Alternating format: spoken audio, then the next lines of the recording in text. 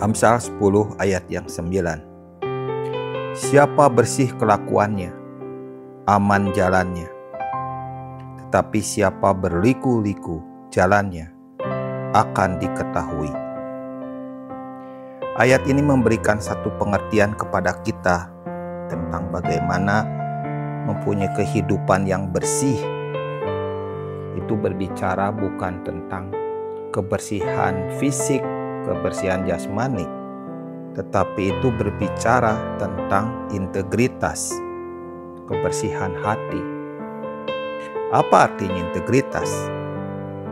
Integritas adalah kesesuaian antara kehidupan yang dilihat oleh banyak orang dengan kehidupan pribadi kita. Seringkali kita menganggap bahwa di mata orang lain itu baik, namun di dalamnya tidak sesuai.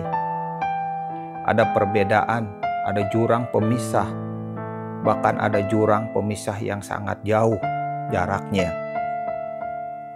Dan seringkali kita juga bisa menganggap bahwa kelihatannya hal itu lumrah, hal itu normal, hal itu umum dilakukan. Jadi tidak perlu kita melakukan hal-hal yang merupakan tes integritas untuk setiap keputusan yang kita ambil, untuk setiap langkah yang kita lakukan, untuk setiap tindakan yang kita akan kerjakan. Tes integritas inilah yang membuat kita harus mengukur, menilai, mengevaluasi sesuaikah antara yang kita pilih, yang kita putuskan, atau tindakan yang kita lakukan sesuai dengan hati nurani. Ada orang-orang yang cukup bisa membodohi banyak orang, walaupun sebenarnya ada sisi kecurangan, ada sisi kelicikan, ada sisi ketidakbenaran yang kita ketahui namun orang banyak nggak mengetahuinya. Dan kita menganggap cukup, orang lain nggak perlu tahu ada sisi yang tidak baik itu atau sisi yang tidak benar itu. Namun integritas itu tidak berkaitan dengan kita mampu membodohi banyak orang. Integritas itu berbicara bahwa kita nggak bisa membodohi diri sendiri, tidak bisa melanggar hati nurani sendiri. Itulah integritas.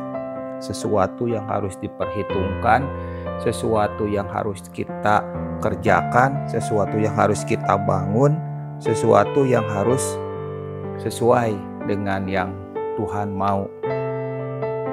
Dari integritas kepada integritas yang kita kerjakan dalam kehidupan sehari-hari, itulah yang menjadikan seseorang berjalan di hadapan Tuhan. Menjadi seorang yang berjalan di atas kebenaran, di atas kesucian, di atas hati nurani, itu yang membuat Tuhan semakin lama semakin nyata dalam hidup kita.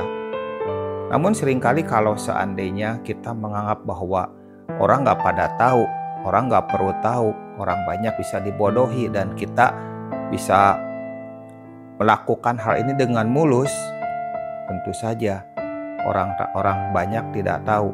Tetapi semua kesalahan akan ketahuan. Semua yang kita lakukan tidak bisa lepas daripada hati nurani. Kalau hati nurani mengatakan benar, semua keputusan dan tindakan yang kita lakukan benar. Kalau hati nurani kita mengatakan itu salah, sekalipun orang-orang di sekitar kita nggak melihat sebagai sebuah kesalahan, atau kita tahu satu kesalahan namun orang lain tidak mengetahuinya, dan kita bisa membodohi banyak orang, maka hati nurani itu akan menyatakan bahwa itu salah. Apa yang dinyatakan oleh hati nurani sebagai sebuah kesalahan, itu berarti sebuah kesalahan. Kenapa demikian? Karena hati nurani banyak sekali dipakai oleh Roh Kudus untuk menyatakan di dalam hati kita. Roh Kudus memakai hati nurani. Namun ada banyak orang membiarkan hati nuraninya tumpul. hati nuraninya tidak menyatakan kesalahan lagi, hati nuraninya tidak punya suara lagi. Kenapa? Karena kita sering mengabaikannya atau tidak mau mendengarkannya. Tetapi orang yang bersih kelakuannya di sini berbicara tentang integritas, berbicara tentang hati nurani, berbicara tentang hati nurani yang dipakai oleh Roh Kudus untuk menyatakan sesuatu dalam hati kita. Itulah yang membuat kita bisa berjalan dalam terang dan kita bisa berjalan di dalam kebenaran.